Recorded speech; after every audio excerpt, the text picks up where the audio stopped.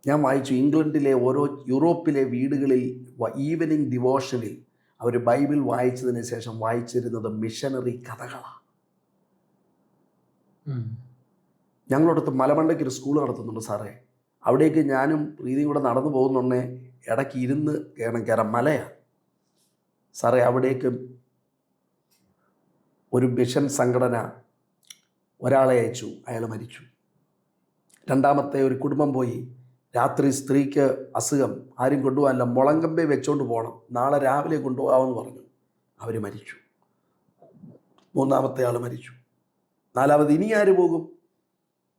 Patrick Joshua sir, സംഘടന general secretary, അതിൻ്റെ മകൻ MSW കഴിഞ്ഞ് ആ പയ്യൻ പറഞ്ഞു ഞാൻ പോവാം. അവൻ പോയി, അവനും മരിച്ചു. ഇന്ന് ആ കമ്മ്യൂണിറ്റി മാൾട്ടോ, ഇന്നവിടെ ആയിരക്കണക്കിന് വിശ്വാസികൾ. So we must teach. ദൈവവചനത്തിൽ ആയിരക്കണക്കിന് വാക്യങ്ങൾ വിറ്റ്നസിങ്ങുമായി ബന്ധപ്പെട്ടിട്ട് കർത്താവ് ഉയർത്തെഴുന്നേറ്റത്തിന് ശേഷം നൽകിയ ഏറ്റവും വലിയ ആജ്ഞ ഒരൊറ്റ കൽപ്പനയെ നൽകിയിട്ടുള്ളൂ. ഉയർത്തെഴുന്നേറ്റത്തിന് ശേഷം അത് കൽപ്പനയാണ്. ഗ്രീക്കിൽ അത് കൽപ്പനയാണ്. Go and make disciples. ഒരു മിലിറ്ററിയിൽ ഒരു കമാൻഡ് അനുസരിച്ചില്ലെങ്കിൽ ഏത് വലിയ ഓഫീസറാണെങ്കിലും ഔട്ടാണ്. ഇവിടെ നമുക്കറിയാം, കമലേശൻ സാറ് ഒരു ക്ഷേത്രത്തിൽ പോയി, അദ്ദേഹം പൂജ കഴിച്ചില്ല ആ കാര്യത്തിൽ അദ്ദേഹം ഡിസ്കസ് ചെയ്തു. സുപ്രീം കോടതി, ഹൈക്കോടതി പറഞ്ഞു, സുപ്രീം കോടതി ഡിസ്കസ് ചെയ്തു, നിങ്ങളുടെ ചീഫ് പറയുന്ന കാര്യം നിങ്ങൾ ചെയ്യണം.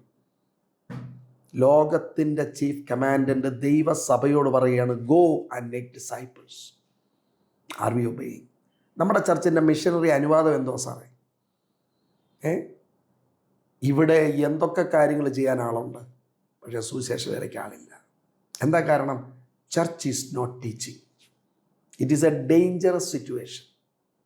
അത് നമ്മൾ തുടർന്നാൽ ഈ നമ്മളുടെ നിരുത്തരവാദിത്വത്തിൻ്റെ അടയാളങ്ങളായി നമ്മുടെ സഭാഗോപുരങ്ങൾ അവശേഷിക്കും. അത് കണ്ട തലമുറ ചിരിക്കും, വേദനിക്കത്തില്ല. കാരണം ആരും ഇവിടെ പോകാനില്ല, അവർ ചിരിക്കും.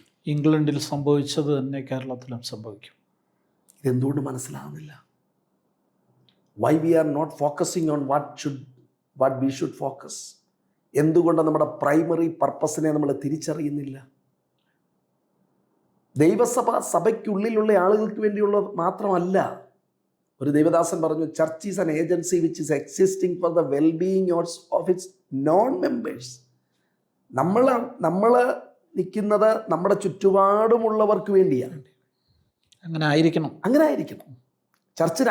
ചർച്ചിനുള്ളിൽ നടക്കുന്ന ഒരു ട്രെയിനിങ്ങാണ്. അല്ലാതെ എല്ലാ തവണയും നിങ്ങളെ ദൈവം അനുഗ്രഹിക്കും,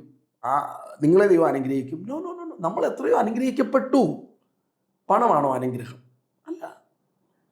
അത് നമ്മളെ ട്രെയിൻ ചെയ്യണം, നമ്മളെ സുവിശേഷീകരണം. ഒരു % ഓഫ് ആളുകൾ നമ്മുടെ യങ്സ്റ്റേഴ്സിനെ പോകത്തില്ലേ? തീർച്ചയായിട്ടും പോകും. We should teach them, we should train them, we should give emphasis on dum.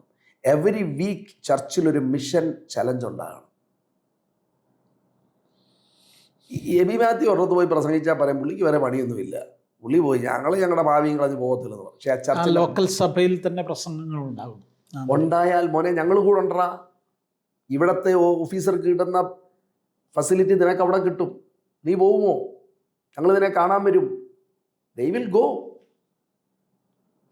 കേരളത്തിലെ ഇപ്പം ഞാൻ ഉൾപ്പെട്ട് നിൽക്കുന്ന IPC സഭയുടെ കാര്യം പറയാം. IPC സഭയിൽ ഇപ്പോൾ ഒത്തിരി പ്രശ്നങ്ങളൊക്കെ ഉണ്ട്. അതുകൊണ്ട് ഒരു 1000 ലോക്കൽ സഭയ്ക്കെങ്കിലും, 1000 ഒരു 2000 ലോക്കൽ സഭയ്ക്കെങ്കിലും, കേരളത്തിലുള്ള 2000 IPC സഭകൾക്ക് അവർ വിചാരിച്ചാൽ ഒരു മിഷണറിയെങ്കിലും സപ്പോർട്ട് ചെയ്യാൻ സാധിക്കും, ഫണ്ട് ചെയ്യാൻ സാധിക്കും, അവരെ കയറ്റാൻ സാധിക്കും.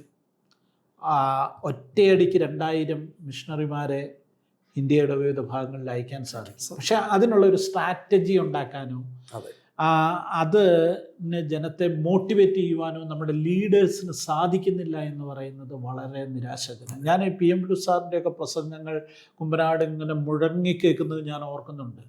നീ ആരുണ്ട് ഉത്തരേന്ത്യയിലേക്ക് പോകാൻ, ഉത്തരഭാരതത്തിലേക്ക് പോകാൻ ആരുണ്ടെന്നൊക്കെ പറഞ്ഞ് അദ്ദേഹം ഇങ്ങനെ മിഷൻ ചലഞ്ച് കൊടുക്കുന്നതൊക്കെ ഞാൻ ഓർക്കുന്നുണ്ട്. പക്ഷേ ഇന്ന് Yeah. വന്നിട്ട് സഭ നേരിടുന്ന ഏറ്റവും വലിയ പ്രശ്നം ആ നിലയിൽ ഈ ജനത്തെ മോട്ടിവേറ്റ് ചെയ്യാനായിട്ട് ആളില്ലാതെ പോകും. Yeah.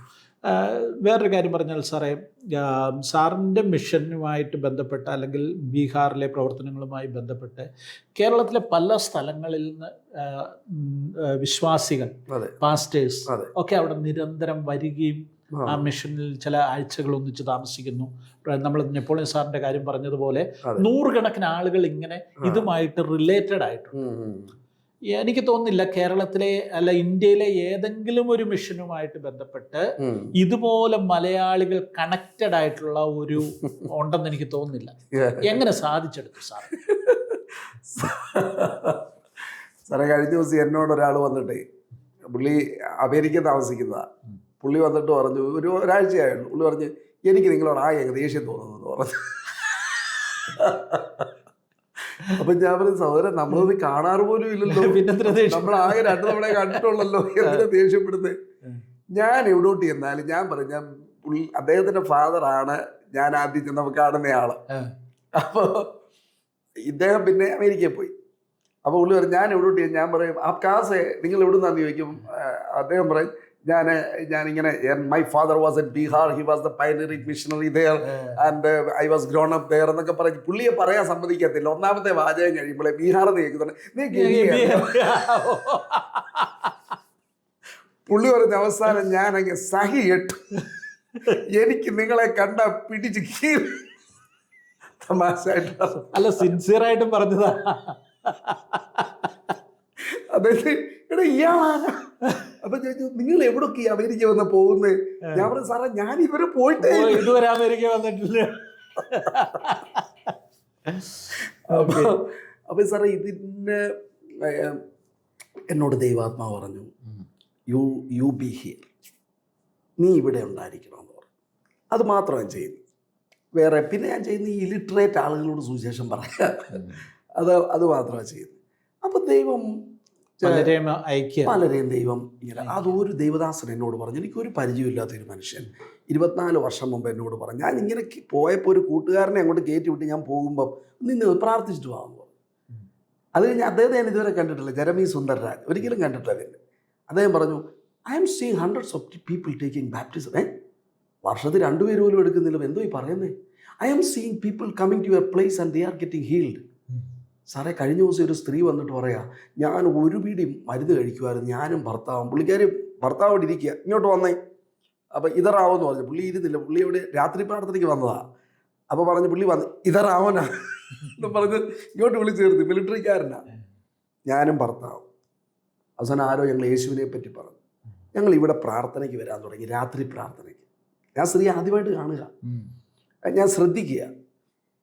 പറഞ്ഞു, ഞങ്ങൾ ഇത്രയും മരുന്ന് കഴിച്ചു, ഇത്രയും സ്ഥലത്ത് പോയി, നല്ല സാമ്പത്തിക ഇതൊക്കെ മിലിറ്ററിയിലെ ജോലിക്കാരനാണ്. പറഞ്ഞു, എപ്പോഴാണെന്ന് എനിക്കറിയത്തില്ല, ഞാൻ പ്രാർത്ഥനയ്ക്ക് വന്നുകൊണ്ടിരുന്നു, ഇന്ന് നിങ്ങൾ ഞങ്ങളുടെ വീട്ടിൽ വന്നാൽ ഒരു ഗുളിക പോലും കാണത്തില്ല, യേശു ഞങ്ങളെ സൗഖ്യമാക്കി. അവർ പറഞ്ഞു, ഞാനൊരു സ്ത്രീയെ ഇവിടെ കൊണ്ടുവന്ന് കിടത്തി. അപ്പോൾ അയ്യോ ശരിയാണല്ലോ. അപ്പോൾ എന്നോട് ദൈവാത്മാവ് പറഞ്ഞു, ഒരു 1/2 മണിക്കൂറുകൂടെ ഒന്ന് പ്രാർത്ഥിക്കാൻ പറഞ്ഞു. അന്ന് ഞാൻ കൊണ്ടുവന്ന് ആ സ്ത്രീ ഇന്നവരെ നടക്കാൻ തുടങ്ങി, ഭക്ഷണം കഴിക്കാൻ തുടങ്ങി. ഇന്ന് അവർ വരുന്നത് എങ്ങനെയാണെന്നറിയാം സാറേ? ഒരു കഥയുണ്ട്, ഒരു മിഷണറി ആഫ്രിക്കയിൽ ഒരു പട്ടിയെയോട്ടോ ചികിത്സിച്ച് അതങ്ങ് സുഖമായി, അതങ്ങ് പോയി. ഞാൻ എടുത്ത് ആ പട്ടിക്ക് നന്ദി ഇല്ലല്ലോ ഒന്ന്. കുറച്ച് കഴിഞ്ഞപ്പം 1-2 ആഴ്ച കഴിഞ്ഞ് ഇത് കാല് വയ്യാത്ത വേറൊരു പട്ടിയെ കൊണ്ട് ഇവിടെ വരിക. ഇവർ വരുന്നത് ഇപ്പം വണ്ടി പിടിച്ച് വണ്ടി നിറച്ച ആളുകളുമായിട്ടാണ് വരുന്നത്, പള്ളിയിലോട്ട് വരുന്നത്. നമ്മുടെ വണ്ടി സാറേ കാലിയാണെങ്കിലും അടുത്ത ആളെ കയറ്റത്തില്ല. നമ്മൾ കേരളത്തിൽ നമുക്ക് ദൈവസ്നേഹം നഷ്ടപ്പെട്ടു. ദൈവം നമുക്ക് വേണ്ടി എന്ത് ചെയ്തെന്നുള്ളത് നഷ്ടപ്പെട്ടു. നമുക്ക് ബ്ലൗസ് ഇടാൻ അനുവാദമില്ലാത്ത ആളുകളായിരുന്നു നമ്മളെന്നുള്ളത് നമ്മൾ മറന്നുപോയി. ഇവിടുത്തെ ബ്രാഹ്മണ സ്ത്രീകളരികെ ആർക്കും ബ്ലൗസ് ഇടാൻ അനുവാദമില്ലായിരുന്നു, ചട്ടയിടാൻ. ആ സ്ഥിതി ദൈവം മാറ്റി, ദൈവദാസന്മാർ മാറ്റി, മിഷണറിമാരെ ജീവൻ കേട്ടോ. ഈ ചെറി ബ്രദർ പറഞ്ഞിട്ടുണ്ട്, ഇവിടെ തിരുമൂലപുരത്തോ മറ്റോ പോകുമ്പോൾ അയാളുടെ കണ്ണുകൾ നിറയണമെന്ന്. കാരണം അവിടെ വന്ന ആളുകളെ എഴുത്തും വായന അറിയാത്തവരെ പഠിപ്പിച്ചു. കോട്ടയം കേരളത്തിലെ 1ാമത്തെ ലിറ്ററേറ്റ് ജില്ല. മിഷണറി സഹോദരിമാർ വീട്ടിനൊരു കട്ടിലിനടിയിൽ ഒളിപ്പിച്ചു വരുന്ന സ്ത്രീകളെ പിടിച്ചുകൊണ്ട് പോയി പഠിപ്പിച്ചു. മല്ലപ്പള്ളി കേരളത്തിലെ 1ാമത്തെ, ഇന്ത്യയിലെ 1ാമത്തെ ഫുള്ളി ലിറ്ററേറ്റ് താലൂക്ക്. കൈപ്പറ്റ 1ാമത്തെ പള്ളിക്കൂടം പാവപ്പെട്ടവർക്ക് വേണ്ടി തുടങ്ങിയ സ്ഥലം, ഇതൊക്കെ മിഷനറി കോൺട്രിബ്യൂഷനാണ്. ഇതെല്ലാം നമ്മൾ മറന്നു. നമ്മൾ മറന്നതുകൊണ്ട് ചരിത്രം അത് മറന്നു, രാഷ്ട്രീയക്കാരത് മറന്നു, ഗവൺമെൻറ് മറന്നു, ഇവിടുത്തെ സാംസ്കാരിക നായകർ മറന്നു. ഇന്ന് കേരള നവോത്ഥാനത്തെക്കുറിച്ചൊക്കെ വലിയ പ്രസംഗങ്ങൾ നടത്താറുണ്ട്, വലിയ സെമിനാറുകൾ നടക്കാറുണ്ട്, വലിയ വാചമടിക്കാറുണ്ട് എല്ലാവരും. ഇതിനകത്തൊന്നും മിഷണറിമാരുടെ പേരുകൾ പറയാറില്ല. പക്ഷേ മിഷണറിമാർ വന്നതുകൊണ്ടും അവരുടെ ത്യാഗപൂർണമായ ജീവിതം കൊണ്ടുമാണ് ഈ നാട് ഇന്ന് കാണുന്ന ഏതെങ്കിലും വികസനം, നവോത്ഥാനം കേരളത്തിനുണ്ടായിട്ടുണ്ടെങ്കിൽ അതുണ്ടായിട്ടുള്ളതെന്നുള്ള നഗ്നമായ യാഥാർത്ഥ്യം. സാറേ, അതിനെപ്പറ്റി റിയലി ചർച്ച പഠിപ്പിക്കണം. മാവേലിക്കരയിലെ അവിടെ കുക്ക് സാഹിബിൻ്റെ പുസ്തകം ഞാൻ വായിച്ചപ്പം അദ്ദേഹത്തിൻ്റെ കൂട്ടുകാരൻ കൊട്ടാരക്കരയിൽ വന്നിട്ട് പറയാ, അയ്യോ എൻ്റെ കൂട്ടുകാരൻ ഇങ്ങനൊരു കുടിലിൽ താമസിക്കുകയോ? അങ്ങനെയൊക്കെ വില കൊടുത്ത ദൈവദാസന്മാർ. നമ്മൾ ഇന്ന് എന്താ ചെയ്യുന്നത്? എന്താ നമ്മുടെ legacy? What is our legacy? നമുക്കൊരു ലെഗസി ഉണ്ട്, പക്ഷെ അത് നമ്മൾ ഫുൾഫിൽ ചെയ്യുക എന്നുള്ളത് ദൈവസഭയുടെ ഉത്തരവാദിത്വം. Teaching is important. Teaching, then go. Leaders പോകണം. അടിയൻ ഇതാ കർത്താവെ അളിയനെ അയക്കണേ എന്ന് പ്രാർത്ഥിച്ചെന്ന് കേട്ടിട്ടുണ്ട്. അടിയൻ ഇതാ അളിയനെ അയക്കണം, അളിയനെ അയക്കണമെന്ന്. ഹിന്ദിയിലൊരു പറഞ്ഞിട്ടുണ്ട്, ഭഗത് സിംഗ് അച്ഛാ ഹേ ലേക്കിൻ ബഗൽവാല ഘർമേ. ഭഗത് സിംഗ് സ്വാതന്ത്ര്യ സമരത്തിൽ ജീവൻ കൊടുത്തയാളാ. അതെ, അദ്ദേഹം കൊള്ളാം, പക്ഷെ അയൽവക്കത്ത് മതിയെന്ന്, എൻ്റെ വീട്ടിൽ വന്ന് മതിയെന്ന്. എന്നെ കാണുമ്പോൾ ആളുകൾ ഒരു മിഷണറി നല്ലതാകട്ടോ. ഒരു മോൻ എന്നോട് പറഞ്ഞതാ, ഭയങ്കരമായി പോയി സാറേ. അവൻ പറഞ്ഞു, അങ്കിളിൻ്റെ കഥ പറഞ്ഞ് എൻ്റെ അമ്മ എന്നോട് പറഞ്ഞു, മോനെ നീ ഒരു മിഷണറി ഡോക്ടറാകണം, നീ പഠിച്ചൊരു ഡോക്ടറാണ്, മിഷണറിയാണ്. ഇവൻ എന്നോട് പറയാം, ഒരു യൂത്ത് ക്യാമ്പിന്, അങ്കിളെ ഞാൻ പഠിച്ച് ഡോക്ടറായി. ഞാൻ അമ്മയോട് പറഞ്ഞു, അമ്മയെ ഞാനൊരു മിഷണറി ഡോക്ടറാകും. അതൊന്നും വേണ്ട, നീ വല്ലപ്പോഴും ഒരു ക്യാമ്പ് അങ്ങ് നടത്തിക്കൂ, അത് മതി. ഇവൻ എന്നോട് ഇൻഡയറക്റ്റ്ലി പറയാം, എൻ്റെ അമ്മയുടെ ഹിപ്പോക്രസി കണ്ടോ? നമ്മൾക്കെല്ലാം കുഞ്ഞുണ്ടാകുന്നതിനെ കൊണ്ടുപോകും, പാസ് എടുക്കുക, പ്രാർത്ഥിക്കണം. ഇവരുടെ മിഷണറി ആണ്, മിഷണറി ഡോക്ടർ. അവസാനം ഇവൻ പഠിച്ചൊരു കുഞ്ഞുണ്ടായി കഴിയുമ്പോൾ ഇവനൊരു കുഞ്ഞുമായിട്ട് വരും. ഇവനിപ്പോൾ ഡോക്ടറായി, പക്ഷെ ഇവൻ അവിടെ നിന്നല്ല, ബാംഗ്ലൂരാ അല്ലെങ്കിൽ വേറെ എവിടെയോ. ഇവൻ ഈ കുഞ്ഞുമായിട്ട് വന്നിട്ട് ഇവൻ പ്രാർത്ഥിപ്പിക്കുക. ഇവൻ്റെ അമ്മ പറഞ്ഞ അതേ പ്രാർത്ഥന, ഇവനൊരു മിഷണറി ഡോക്ടറാകണേ. ഇങ്ങനെ hypocrisy cycle if continuing, what will happen? Yes. അപ്പം ലീഡേഴ്സ് പോകണം. നമ്മുടെ പ്രധാനമന്ത്രിയൊക്കെ ലേയിലും ലഡാക്കിലും എവിടൊക്കെയാണ് പോയി ഈ തണുപ്പത്തും നേവിയുടെ കപ്പലിലൊക്കെ പോയി ആളുകളെ കൈ കൊടുക്കുന്നത് എന്തിനാ? To promote. സാറേ, ഒരു 30% time leaders council members they should spend in mission field. അത് ഇവിടുത്തെ മിഷൻ ഫീൽഡിൽ നമ്മളിങ്ങനെ വണ്ടിയെ പാഞ്ഞ് വിശ്വാസിയുടെ വീട്ടിൽ നിന്ന് വിശ്വാസിയുടെ വീട്ടിലോട്ടല്ല പോകേണ്ടത്. ഹോസ്പിറ്റലിൽ പോകണം, ഒന്ന് കാണണം, എന്തുകൊണ്ട് ഞാനൊന്ന് പ്രാർത്ഥിച്ചോട്ടെ. സാറേ, എത്ര പേര് തള്ളി എന്നോട് ദൈവാത്മാ പറഞ്ഞു, നീ വേറൊന്നും ചെയ്തേക്കല്ല, സുവിശേഷ വേലയല്ലാതെ ഒന്നും ചെയ്യല്ല. എന്നിട്ട് ഞാൻ നന്നായിട്ട് ഒരിക്കലേ തല്ലുകൊണ്ടിട്ടുള്ളൂ. ഒരിക്കലും ഒരാൾ എന്നെ ഇങ്ങനെ കയറി പിടിച്ചു, ഒരുത്തർ ഓടി വന്നിട്ട് പിടിച്ചു, ഞാൻ തല്ലുകൊള്ളാൻ തയ്യാറായി. ഇങ്ങനെ പിടിച്ച് എന്നെ ആരും സഹായിക്കാൻ ആരും വന്നില്ല. ഞാൻ ഒരാൾ സ്റ്റേജ് ചെയ്ത് തല്ലുകൊള്ളാൻ പോവാ, എൻ്റെ കൂട്ടുകാരെ സഹായിക്കാൻ വന്നില്ല. കാരണം സഹായിക്കാൻ വന്നാൽ അവിടെ ഭയങ്കര പ്രശ്നം നടക്കും. ഞാൻ റെഡിയായി നിൽക്കുമ്പോൾ ഇയാൾ വിട്ടിട്ട് ഒറ്റപ്പോകും. ഞാൻ വിജയടാ ഇത്രയും കഷ്ടപ്പെട്ട് ഇവിടെ വന്നിട്ട് ഇങ്ങനങ്ങ് പോയത്. എന്നോട് ദൈവാത്മാവ് ഹഗ്ഗായി 2:5 സംസാരിച്ചു, ഞാൻ അതിന് ചുറ്റും ഒരു തീ മതിലായിരിക്കും. സാറേ, ഞങ്ങളൊരിക്കൽ മീറ്റിംഗ് നടത്തുക. നമ്മൾ നടത്തുന്ന മീറ്റിംഗ് എല്ലാം ഞങ്ങളൊരു 1000 ഫിലിം ഷോ നടത്തും. എവിടെ നടത്തുന്നത്?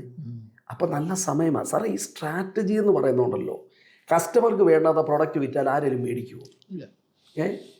നമ്മൾ അന്ന് ഫിലിം ഷോ നടത്തുമ്പോൾ ആൾ വരും. കാരണം എന്നാ? മുമ്പേ പറഞ്ഞ കാരണം 7 വർഷമായി കറണ്ട് പോയില്ല. കാരണം കറണ്ട് ഇല്ല. ആ സാഹചര്യത്തിൽ ഒരു ഫിലിം ഒന്ന് കാണാൻ പറ്റുന്നത് തന്നെ ആളിക്ക് വരിക. അതെ, ഇന്നതുകൊണ്ട് കാര്യമില്ലല്ലോ. ക്രൂസൈഡ് നടത്തി, ഒരിടത്താണ് എല്ലാം കൂടെ പിടിച്ചു വെച്ചു, വിടത്തില്ലെന്ന് പറഞ്ഞു. സാധനം എല്ലാം കൂടെ പിടിച്ചു വെച്ചു. സാറേ, ആ സ്ഥലത്ത് SP വന്നു. നമുക്ക് പരിചയമില്ല, പക്ഷെ ദൈവത്തിന് പരിചയമുണ്ട്. അദ്ദേഹം ഞങ്ങളോട് പറഞ്ഞു, ഇവർ നിങ്ങളെ ഉപദ്രവിക്കാനാ, ഞാൻ നോക്കട്ടെ. ചെന്ന് ചോദിച്ചു, എടോ നിങ്ങളോട് കഞ്ചാവ് വലിക്കാൻ പറഞ്ഞു, കള്ളു പിടിക്കാൻ പറഞ്ഞു, ഇവരുടെ ദൈവത്തെ പറ്റി പറഞ്ഞല്ലോ, നിങ്ങൾക്ക് ഇഷ്ടമില്ലേ? അവരെവിടെ? അവർ വോട്ട്. അദ്ദേഹം അവിടെ 2.5 മണിക്കൂറോട്ടോ നിന്ന് നമ്മുടെ സാധനങ്ങൾ മുഴുവൻ പാക്ക് ചെയ്തിട്ട് നമുക്ക് എസ്കോർട്ട് തന്ന് ഹൈവേ കൊണ്ട് വിട്ടിട്ട് അദ്ദേഹം പോയത്. ഞാൻ പറഞ്ഞത് ലീഡേഴ്സ് മസ്റ്റ് ഗോ.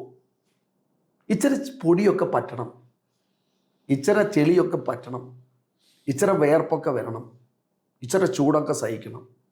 ഒരാഴ്ചത്തെ മീറ്റിംഗ് അരുണാചലിൽ പോകാൻ, ആസാമിൽ പോകാൻ എനിക്ക് ഞായറാഴ്ച വിട്ടിട്ട് പോകാൻ പറ്റത്തില്ല.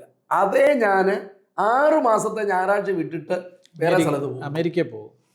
ഇതെന്താ പ്രശ്നം? ഇവിടത്തെ ഏറ്റവും നല്ല പ്രസംഗകർ, ഓൾറെഡി ഏറ്റവും നല്ല പ്രസംഗകരുള്ളിടത്ത് പോയി പ്രസംഗിക്കും. അവരിവിടെയും വന്ന് പറയും. ഇവർ രണ്ടുപേരും പോകുന്നു വിശ്വാസികളുടെ അടുക്കിൽ വിശ്വാസികളുടെ അടുക്കലോട്ട്. പരസ്പരം പുറംചൊറിയുന്നതാണ്. കാരണം നീ എന്നെ വിളിച്ചാൽ ഞാൻ നിന്നെ വിളിക്കാം. ഇതെന്തുവാ? ഇതെന്താ ആത്മഭാരമാണ്? ഇത് വിശ്വാസികൾ ചെയ്യുമ്പം വിശ്വാസികളും സഭയെ കൊല്ലുകയാണെന്ന് മറക്കരുത്. ഞാനൊരു നല്ല പ്രസംഗകനാണെങ്കിൽ ഒരു 7 വർഷം നല്ല ചർച്ചിൽ ഇരുന്നില്ലേ, ഇനി ഒരു വർഷം സബറ്റിക്കൽ എടുക്ക്. സാറേ, യേശു പ്രസംഗിക്കുകയല്ലായിരുന്നു, യേശു പ്രവർത്തിക്കുകയായിരുന്നു. ഫീൽഡിലായിരുന്നു. യേശു ഫീൽഡിലായിരുന്നു. യേശു ഫീൽഡിൽ നിന്നുകൊണ്ടാണ് പറഞ്ഞത് കൊയ്ത്ത് വളരെയുണ്ട് വേലക്കാരോ ചുരുക്കം. ഞാൻ ഫീൽഡിൽ ഒരിക്കലും പോകാതെ പറയാം കൊയ്ത്ത് വളരെയുണ്ട് വേലക്കാരോ ചുരുക്കം. അവർ പറയാം അച്ചായൻ ആദ്യം ഒന്ന് പോവും. തമാശാക്കുക സാറേ. എൻ്റെ അഭിപ്രായം ഇതാ, ഒരു 7 വർഷം. എൻ്റെ കൂട്ടുകാരൻ ഓർത്തഡോക്സുകാരൻ പറഞ്ഞു അദ്ദേഹത്തിൻ്റെ ചർച്ച 1000 പേരുള്ള വിശ്വാസികളുടെ ചർച്ചയാണ്, 1000 മെമ്പേഴ്സുള്ള ഓർത്തഡോക്സ് ചർച്ചിൽ അവർക്കൊരു അപ്പോയിൻമെൻ്റ് ഉണ്ടെങ്കിൽ അടുത്തത് 30 പേരുള്ളിടത്തായിരിക്കുമെന്ന്. ഞാൻ എടുത്തു ചോദിച്ചാൽ അതങ്ങനാണോ? ആണെന്ന് പറഞ്ഞു. ഞാൻ 300-ൽ നിന്ന് 500-ൽ 500-ൽ നിന്ന് 1000-ൽ 1000-നപ്പുറത്തുണ്ടെങ്കിൽ അങ്ങോട്ട്, ഇല്ലെങ്കിൽ ഞാൻ ആ സഭയിൽ നിന്ന് ഒരു 10-20 പേരെ പിടിച്ചോണ്ട് അപ്പുറത്ത്, അടുത്ത് അതിനെ മുറിച്ചപ്പുറത്ത്. ഇതൊക്കെ ആരും കാണുന്നില്ലേ? നമ്മൾ പറഞ്ഞ് യൗവനക്കാർ ചർച്ച വരണം. എന്തിനു വരണം? എന്ത് കണ്ടിട്ടാണ് അവർ വരുന്നത്? ഈ പരസ്പര മത്സരമോ, ഈ സെൽഫിഷ്നെസ്സോ? എൻ്റെ കാര്യമാണ് ഞാൻ പറയുന്നത് സാറേ, ഞാൻ എൻ്റെ കാര്യമാണ് പറയുന്നത്. ഞാൻ കണ്ട കാര്യമല്ല, ഞാൻ ചെയ്യുന്ന കാര്യം. I'm not telling about others. നമ്മുടെ മക്കൾ, എൻ്റെ മോൻ കൈയടിക്കത്തില്ല കേട്ടോ. ഞാനിങ്ങനെ ഇരുന്നിട്ട് ഇറങ്ങി നോക്കി ഇവനെ, ഇങ്ങനെ കൈയടിച്ചെന്നാൽ കൈയടിക്കത്തില്ല. അവൻ്റെ ഞാൻ വീട്ടിൽ വന്ന് നീ എന്നടാ കൈയടിക്കാഞ്ഞേ, നീ ഒരാളവിടെ കൈയടിക്കാൻ. ഇവൻ എന്നെ ബോധിപ്പിക്കാൻ വേണ്ടി ഞാൻ പിന്നെ എനിക്കൊരു കാര്യം മനസ്സിലായി. ആഞ്ഞ് കൈയടിക്കുന്ന എന്നെക്കാട്ടിൽ അവൻ്റെ മനസ്സ് ശുദ്ധമാണ്. ഈ കൈ ഇങ്ങനെ ആഞ്ഞടിക്കുന്നത് നല്ലതാ, പക്ഷെ കൈയടി മാത്രമേ ഉള്ളെങ്കിലും. ഇതൊക്കെ ഈ മക്കളും ഒക്കെ കാണുക സാറേ. നമ്മളുടെ കുഞ്ഞുങ്ങളെ, അടുത്ത തലമുറ സുവിശേഷ വേലയോട് പ്രതികരിക്കണമെങ്കിൽ പലതരത്തിലാണ് പ്രതികരിക്കാം. നമ്മുടെ കാപട്യം ആദ്യം മാറ്റണം. സാറിൻ്റെ മോന് മീഡിയയിൽ ഹെൽപ്പ് ചെയ്യുന്നു, ഇറ്റ്സ് പാർട്ട് ഓഫ് മിനിസ്ട്രി. ഞാൻ പറഞ്ഞത് എല്ലാവരും ഒരേപോലെ. എൻ്റെ മോൻ ചിലപ്പോൾ ട്രാക്ട് കൊടുക്കുകയല്ലായിരിക്കും, he may be involving in something else. എൻ്റെ മോനൊരു വീട്ടിൽ ചെന്നപ്പോണ്ടല്ലോ, ഒരിടത്ത് ചെന്നപ്പം അവൻ ചുമ്മാ അങ്ങോട്ട് കയറിപ്പോയപ്പം കുറേ ഇങ്ങനെ വീഡിയോ എടുത്തു കേട്ടോ, ചുമ്മാ. അപ്പം റൂഫില്ലാത്ത ചർച്ച് എന്നും പറഞ്ഞു, റൂഫ്ലെസ് ചർച്ച്. അതിന് റൂഫില്ല, അതിനിങ്ങനെ ഏതാണ്ട് കെട്ടിവെച്ച് അതിങ്ങനെ പറന്ന് നടക്കുന്ന ഒരു ഫോട്ടോ അവനങ്ങ് എടുത്തു. അത് ഞാനൊരു സത്യം പറഞ്ഞാൽ ഒരു ചർച്ച് പണിയാനെന്നും പറഞ്ഞു ഒരു 2-3 പേര് എന്നോട് പറഞ്ഞു. കാരണം എന്നാ, വൃത്തിയുള്ള ഒരു ഫോട്ടോ കിട്ടി, ഒരു വീഡിയോ കിട്ടി. അത് ഞാനെടുത്താലോ ശരിയാകത്തില്ല. ഞാനൊരു അച്ചായനോട്, അച്ചായ ഞാനൊരു പടം വിട്ടായിരുന്നില്ല, ചർച്ചിൽ കാണിച്ചോ? ഇല്ല കാണിച്ചു. എൻ്റെ അച്ചായ ഞങ്ങൾ ഇത്രയും വിഷമിച്ചൊരു ഫോട്ടോ എടുത്തിട്ട് എന്നെ ചർച്ചിൽ കാണിക്കാൻ. എബി അത് കാണിച്ചാൽ നിങ്ങളെ പറ്റിയുള്ള ഇമേജ് പോകും. അപ്പം ഈ സുവിശേഷ വേല എന്ന് പറയുന്നത് എല്ലാവരും വേണം. നമ്മുടെ ടാലൻറ്റ് മുഴുവൻ വെളിയിലാണ്. എന്നോട് പറഞ്ഞു, എൻ്റെ എബി, എന്നോടൊരു പ്രൊഫസർ കഴിഞ്ഞ ദിവസം പറഞ്ഞു, എൻ്റെ എബി ക്ഷമിക്കണം, എനിക്ക് ഈ സുവിശേഷ വേലയെപ്പറ്റി, സുവിശേഷ വേലക്കാരിയെ പറ്റിയുള്ള എൻ്റെ സകല അഭിപ്രായവും പോയി. എനിക്ക് മനസ്സിൽ ഇതെല്ലാം ഒരു തരം നാടകമാണ്. ഞാൻ അദ്ദേഹം എന്നോട് പറഞ്ഞ് ഞാൻ പറയുന്നതേ ഉള്ളൂ, എന്നോട് ക്ഷമിക്കണം. എനിക്ക് മനസ്സിലായി ഇതെല്ലാം ഒരു തരം എന്തൊക്കെയോ സ്വയം നേടാനും ഒക്കെയുള്ള ഇതിൻ്റെ ആത്മാർത്ഥതയിൽ എനിക്ക് സീരിയസ് ആയ ഡൗട്ടുണ്ട്. ഇതിനൊക്കെ ഉത്തരം പറയേണ്ടത് ഞാനാ, എന്നെപ്പോലുള്ളവരാ. ഇതിങ്ങനെ ആയെങ്കിൽ അതിൻ്റെ ഉത്തരവാദിത്തം ഞാനാ. എന്നെപ്പോലുള്ളവരാണ്.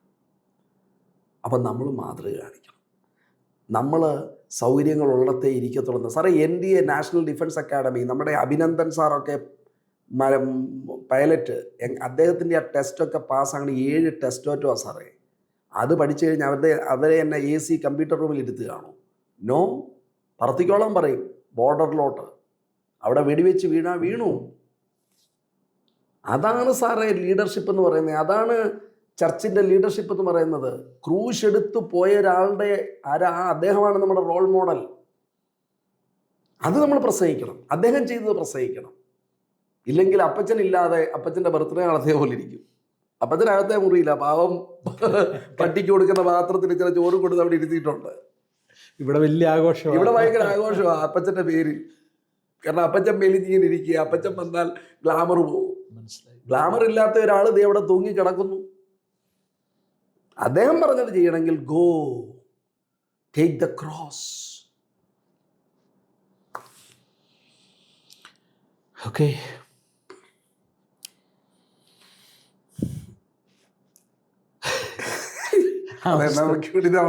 ആവശ്യത്തിനായി ഇതെവിടെ അവസാനിപ്പിക്കണം സത്യത്തെ എനിക്കറിയത്തില്ല. വല്ലാത്തൊരു വെല്ലുവിളിയാണ് എബിസാർ നമ്മുടെ മുൻപിൽ തുറന്നു വച്ചിരിക്കുന്നത്. നമ്മുടെ മനസാക്ഷിയോട് ഈ വീഡിയോ എത്ര പേര് കാണുമെന്ന് എനിക്കറിയത്തില്ല. അവസാനം വരെ കാണുന്നവരോട് ഞാൻ പറയട്ടെ, നമ്മുടെ ശുദ്ധ മനസാക്ഷിയുള്ള എല്ലാവരുടെയും മുൻപിൽ ഡോക്ടർ BP മാത്യു തുറന്ന് സംസാരിച്ചിരിക്കുകയാണ്. നമ്മുടെ മുൻപിൽ നമ്മൾ കാണുന്നതും നമ്മൾ പരിചയിച്ചു വന്നതുമായ രീതികൾ മാറേണ്ടിയിരിക്കുന്നു. നമ്മുടെ സ്ട്രാറ്റജികൾ മാറേണ്ടിയിരിക്കുന്നു. നമ്മുടെ മനോഭാവം മാറേണ്ടിയിരിക്കുന്നു. നമ്മുടെ കപടത നമ്മൾ എടുത്ത് കളയേണ്ടിയിരിക്കുന്നു. ദൈവസന്നിധിയിൽ സാർ ഇപ്പോൾ പറഞ്ഞതുപോലെ ഒരു ഭംഗിയുമില്ലാതെ ക്രൂശിൽ കിടന്നവൻ്റെ അനുയായികളാണ് നമ്മൾ. നമ്മുടെ ബിൽഡിങ്ങുകൾ, നമ്മുടെ പള്ളികൾ മനോഹരമാക്കുന്നു, നമ്മുടെ രീതികളെല്ലാം മനോഹരമാക്കുന്നു. കംഫർട്ട് സോണുകളിൽ മാത്രം നിൽക്കുവാനായിട്ട് നമ്മൾ ശ്രമിക്കുകയാണ്. അതിനപ്പുറത്തേക്ക് അത് ബ്രേക്ക് ചെയ്ത് പോകുവാനുള്ള വലിയൊരു വെല്ലുവിളിയാണ് ഡോക്ടർ എബി നമ്മുടെ മുൻപിൽ തന്നിരിക്കുന്നത്.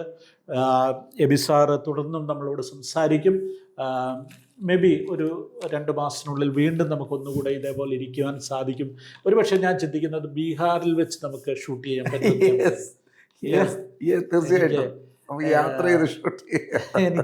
എനിക്ക് അവിടെ വന്ന് ചെയ്യണമെന്ന് ആഗ്രഹമുണ്ട്. ഞങ്ങൾ വരും. പ്രാർത്ഥിക്കുക. ഡോക്ടർ BA അദ്ദേഹത്തിൻ്റെ പ്രവർത്തനങ്ങളെ ഓർത്ത് പ്രാർത്ഥിക്കുക. കുടുംബത്തെക്കുറിച്ചുകൂടെ ഒന്ന് പറഞ്ഞിട്ട്, എല്ലാം ഇതിനിടയ്ക്കെല്ലാം വന്നു, പ്രീതിയെക്കുറിച്ച് പറഞ്ഞു, മക്കളെക്കുറിച്ച് പറഞ്ഞു, എങ്കിലും ഒന്നുകൂടെ അതൊന്ന് പറയാം. അമ്മച്ചി 94 വയസ്സുണ്ട്. അമ്മച്ചിയെ ഓർത്ത് പ്രാർത്ഥിക്കുക. പ്രീതി ഇപ്പോൾ നബാർഡിൻ്റെ ഡെപ്യൂട്ടി ജനറൽ മാനേജറാണ് നബാർഡിൻ്റെ. മക്കൾ 2 പേരും മിഷനുമായിട്ട് ബന്ധപ്പെട്ട് തന്നെയാണ് പ്രവർത്തിക്കുന്നത്. ഒരാൾ നേപ്പാളിൽ, മോള് ഹസ്ബൻഡ് നേപ്പാളിൽ പ്രവർത്തിക്കുന്നു. മോന് ഇപ്പോൾ അവൻ MBA ചെയ്യും. ഓക്കെ, ഈ കുടുംബത്തെ നിങ്ങൾ പ്രാർത്ഥനയിൽ ഓർക്കുക. നമ്മൾ ഭംഗിവാക്ക് പറയുന്നതല്ല. ഇന്ന് നിങ്ങൾ ഈ വീഡിയോ കേട്ട ഈ ദിവസം നിങ്ങളുടെ പ്രാർത്ഥനയിൽ ഡോക്ടർ BAയും അദ്ദേഹത്തിൻ്റെ പ്രവർത്തനങ്ങളെയും അദ്ദേഹത്തിൻ്റെ കുടുംബത്തെയും ഒക്കെ ഓർത്ത് പ്രാർത്ഥിക്കുക. അദ്ദേഹത്തിൻ്റെ മാതാവിനെയും ഓർത്ത് പ്രാർത്ഥിക്കുക. ദൈവം നമ്മെ എല്ലാവരെയും ധാരാളമായി അനുഗ്രഹിക്കും. താങ്ക് യു സാറേ. Thank you, sir. Yes.